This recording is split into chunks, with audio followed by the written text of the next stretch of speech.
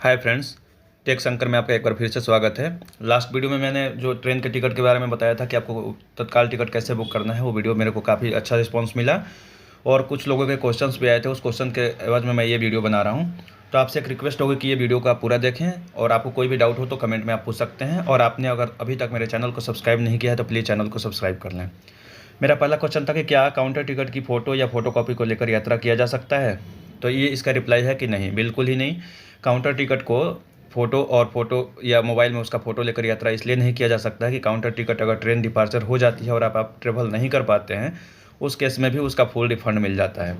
इसलिए रेलवे ने इस नियम को जारी किया था कि जो लोग काउंटर टिकट की फ़ोटोकॉपी लेकर यात्रा करते हैं उनको विदाउट टिकट माना जाएगा। क्योंकि कुछ लोग गलत काम भी कर ले जाते हैं, जैसे कि सपोज़ ट्रेवल भी कर रहे हैं और इधर पीछे से टिकट कैंसिल करा दिया। और उस केसेस में क्या था कि पहले ऑनलाइन सिस्टम उतना नहीं था कि पता चल पाता था, जब तक लोग ट्रेवल कर चुके होते थे। तो दूसरा क्वेश्चन था कि काउंटर टिकट खो जाने पर क्या करें। तो इसका रिप्लाई है कि काउंटर टिकट अगर आपका खो जाता है तो आपको डुप्लीकेट टिकट इशू कराना होता है। तीसरा क्वेश्चन है डुप्लीकेट टिकट इशू कराने का नियम क्या है और कितना चार्जेस लगता है। तो सबसे पहले आपको बता दूं कि अगर आपका टिकट खो गया है या किसी वजह से फट गया है या जो भी नुकसान हुआ है टिकट का, तो आप डुप्लीकेट टिकट इशू कराने के लिए सबसे पहले आपको किसी भी नज़दीकी काउंटर पर जाना होगा और वहाँ पर जो बुकिंग क्लर्क होते हैं उनको बताना होगा कि मेरा टिकट ऐसे ऐसे हो गया है, यानी कि लॉस हो गया है या फट गया है, जो भी है। तो वो आपको एक फॉर्म देंगे। उस फॉर्म में आपको पुराने वाले टिकट के ही डिटेल्स उसमें एंट्री करने हैं, जैसे कि किसका नाम था, मोबाइल नंबर क्या था, ये सारी डिटेल्स आपको उस पर फिल करना है।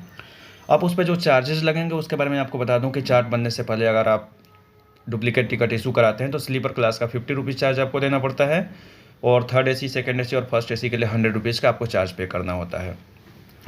अगर आपका टिकट चार्ट बनने के बाद खो गया है, आपको भी पता होगा कि ट्रेन डिपार्चर के टाइम से 3 घंटे पहले चार्ट बन जाता है।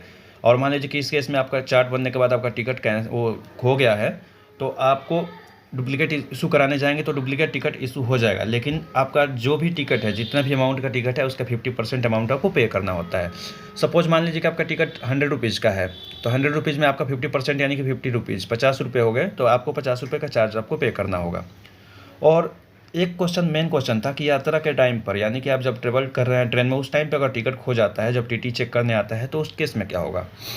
तो सपोज मान लीजिए कि आप ट्रेन में चढ़ गए हैं और ट्रेवल कर रहे हैं और आपका टिकट खो गया है, तो आपको क्या करना चाहिए। सबसे पहले आपको तुरंत ही टीटी से मिलना चाहिए। वहाँ पर टीटी से मिलने के बाद वो आपको एक डुप्लीकेट टिकट इशू कर देगा, लेकिन उस टिकट के आपको पूरा फेयर देना पड़ेगा और प्लस में फ़ाइन देना पड़ेगा। सपोज मान लीजिए कि टिकट है 100 रुपये का, और तो आपको 100 रुपये भी पे करने हैं प्लस फ़ाइन पे करना है और आपको एक आईडी दिखानी पड़ेगी। अब मैं ये आपको बता रहा हूँ कि आपको आईडी दिखानी पड़ेगी। ये क्यों? क्योंकि आपने टिकट बुक किया है, काउंटर टिकट है, आपका सीट नंबर अलॉट है, सब कुछ अलॉट है और आपका टिकट खो गया है। तो वहाँ पर आप टीटी को जाकर रीज़न बताएंगे कि मेरा ऐसे ऐसे हो गया है, तो टीटी बोलेगा आप अपनी आईडी दिखाओ। जैसे ही आप आईडी उनको दिखाते हैं, वो आईडी वेरीफाई करेंगे और आईडी वेरीफाई हो जाती है तो आपसे वो पेनल्टी के तौर पे जो भी चार्ज लगेंगे वो चार्ज लेंगे और टिकट का फेयर लेंगे। उसके बाद से वो आपको बर्थ अलॉट कर देंगे, यानी कि आपको वहीं पे डुप्लीकेट टिकट इशू हो जाएगा और आपको बर्थ मिल जाएगा। तो मैं आशा करता हूं कि आपके सारे क्वेश्चन का रिप्लाई इस वीडियो में मिल गया है। तो आपसे एक रिक्वेस्ट होगी कि आप मेरे चैनल पर नए हैं तो प्लीज़ चैनल को सब्सक्राइब कर लें और कमेंट करना ना भूलें। Thank you.